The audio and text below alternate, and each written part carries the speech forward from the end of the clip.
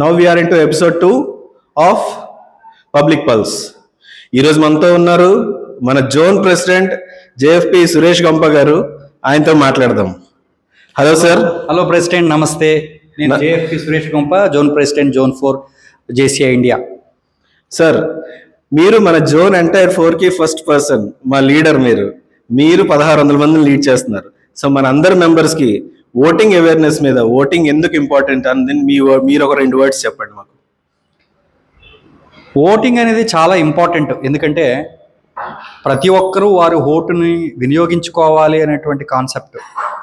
మనం ఓటు బూత్కి వెళ్ళి మన ఓటు వేసి నిజమైనటువంటి నాయకుడిని మనం ఎన్నుకున్న రోజునే మన దేశ ప్రగతిలో మనం కూడా భాగస్వామి అయి ఉంటాం.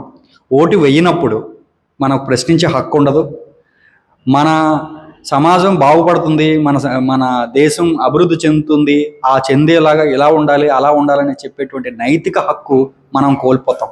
కాబట్టి నిజమైన నవ సమాజాన్ని నిర్మించాలి అంటే ప్రతి ఒక్కరూ ఓటు హక్కును వినియోగించుకోవాలి.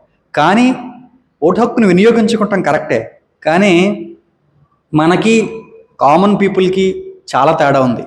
JCI is example for the leadership development.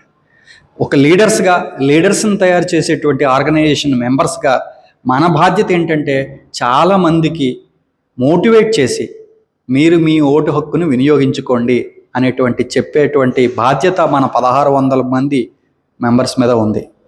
మనమే కాదు, మన చుట్టుపక్కల ఉండేటువంటి వాళ్ళని, మన ఫ్యామిలీ మెంబర్స్ని అందరినీ కూడా వెళ్ళి తమ అమూల్యమైనటువంటి ఓటును వేసి నిజమైనటువంటి నాయకుల్ని, సమాజానికి ఉపయోగపడేటువంటి నాయకుల్ని, సమాజ భవిష్యత్తుకు ఉపయోగపడేటువంటి నాయకుల్ని ఎన్నుకోవాల్సినటువంటి బాధ్యత మన అందరి మీద ఉంది.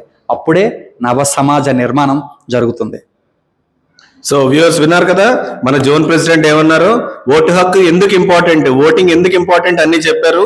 సో మీకు ఓటు హక్కు ఉంటే ఓటు వేయండి. మీ పేరెంట్స్కి చెప్పండి ఓట్ ఎంత ఇంపార్టెంట్, ఓటింగ్ ఎంత important. Vote for a better cause, vote for choosing the bright leader. Thank you.